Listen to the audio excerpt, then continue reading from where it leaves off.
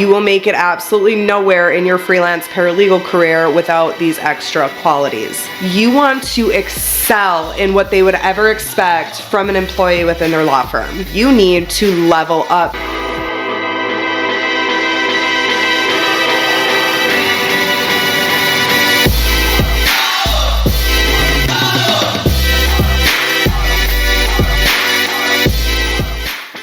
Hi, welcome back to the Paralegal Freelance Lounge. Jack and Foster here. Today I want to talk about what makes an exceptionally amazing freelance paralegal and what law firms are really or should be really looking for beyond skill set, beyond their niche. If you're a paralegal with 20 years of experience, if you're a paralegal that can run circles around most of your even junior to senior level associates in the drafting of complex legal documents and pleadings, that's all great and fine, but you will make it absolutely nowhere in your freelance paralegal career without these extra qualities. This is coming from a genuine place. I am not just saying this as fluff or like, it's great to have all the experience, but if you're not XYZ, you won't be successful in just like a filler podcast episode. I mean this to the core and the pit of my being and my experience in working with 300 law firms over the last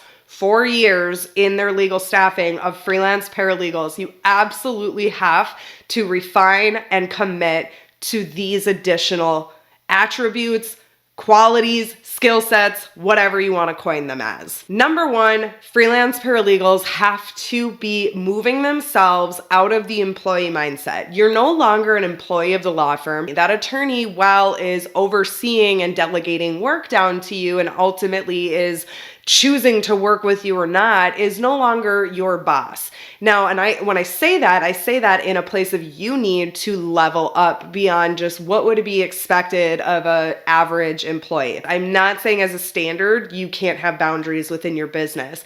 However, remind yourself that you're not an employee anymore, you're a business owner, and business owners, in order to be successful in the service industry of any kind, whether that's the food industry, I don't care if you're going to get your hair done, anything service related, people expect a little bit of customer service excellence. You want to excel in what they would ever expect from an employee within their law firm. Not only is this going to help you promote referral type of marketing, but it's also ensuring retention strength with your client, a higher probability of that attorney keeping you. Number two, and honestly, the most understated skill set, the most understated attribute is your attention to effective and consistent communication. I can't tell you how many times I've had attorneys come to me on a discovery call and say, I love the freelance paralegal's work that I'm working with. She does, when she puts out work, creates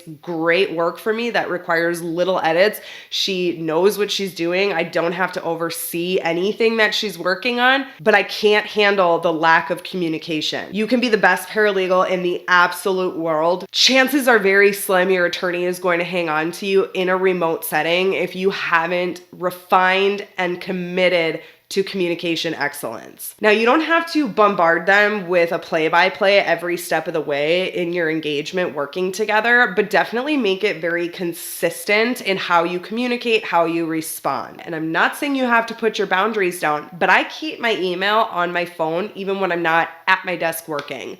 This is so that if an attorney contacts me with an urgent need, I will be able to respond immediately, even if it's just to confirm receipt of that email. I can say something like, I'm away from my desk right now. I got your email. I'm going to address it as soon as I return to my desk. It's just the reality of becoming a freelance paralegal. You're a business owner now. How many times am I going to say that throughout this episode, right? As long as you're communicating with them ahead of time, when they can expect to get in touch with you, when is your standard availability for their work specifically, and actually committing to that. Because it freaks attorneys out when they're working with somebody in a remote capacity that they can't just pop into their office during the day and saying like, hey, did you see that new deadline? Is she on it? Is she working on it? I haven't heard from her. I haven't heard from him.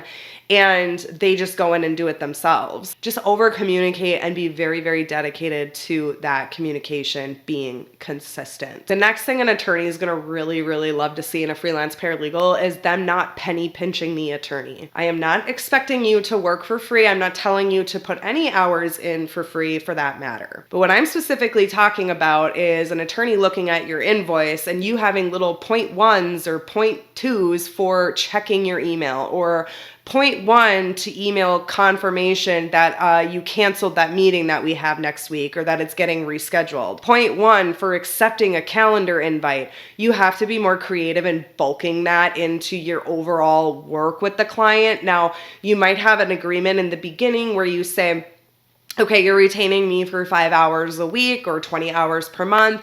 As a standard, and we have agreed that I'm going to be checking in to the firm twice a day. That's going to bill a minimum of like 10 minutes or however you want to round that up. But just don't go crazy with your email dinging on your phone and you running to your time tracking and charging them for that one little email. And I know I'm going to get so many people to say, well, attorneys do that to clients.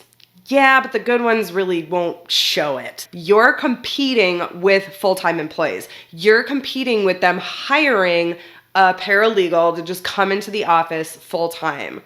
And as they continue to see your bill and see like all this penny pinching here, there, and everywhere, that's just really not actually even making you money and it's not worth it for the sake of the relationship, they're more so going to start considering, okay, freelancing is just not right for my firm. Having a freelance paralegal is not right for my firm. I'm going to go ahead and hire a full-time employee that I sort of control their schedule and they're just there for whatever I need throughout the day if I'm going to be penny pinched anyway. So just be reasonable and always remember, if you don't want to be penny pinched, don't penny pinch the attorney. And the last thing I want to bring up that makes a freelance paralegal exceptional is their commitment to their clients' growth in their law firm. You have to remember that we are an outsourced solution for attorneys for a very specific problem in their law firm. Now, each attorney might be experiencing a different problem at a different time amongst this big cluster of problems that happen in law firm staffing as they grow and scale their practice. But at the end of the day, you are a solution to something binding up their firm. Whether that's a bottleneck in their current firm's case management, how are things progressing, where are we getting held up in a case with our current staff, maybe they only need 5 hours to unclog that bottleneck,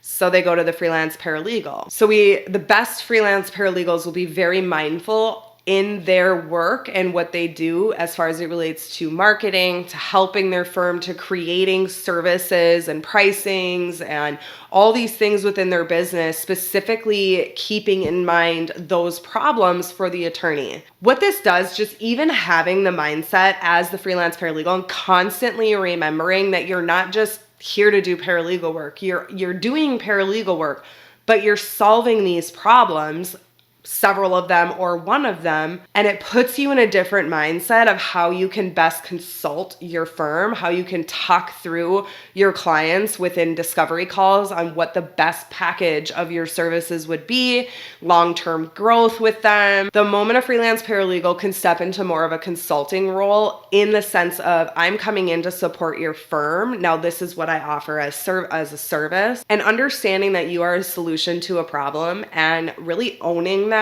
as you enter into signing clients and working in their law firms and talking on through discovery calls, sales calls, whatever you want to call them, the more you will step into a different level of professionalism as a BPO option. All right, I hope this episode helped. Again, the main goal of this episode is to just help freelance paralegals sort of get out of the constant, like, how do I get the next client? How do I get the next client? How do I get the next client? And more into how can I be the best freelance paralegal, where all that stuff just sort of comes naturally. And I promise once you hone in on these skill sets and these attributes as a freelance paralegal, you will find more clarity as you go to scale your business, market your business, and work with your existing clients to encourage a referral-based business as well as a retention-based business, which ultimately makes everybody's life in the freelance space so much easier. Thank you so much for tuning in, and until next week, have great days ahead of you.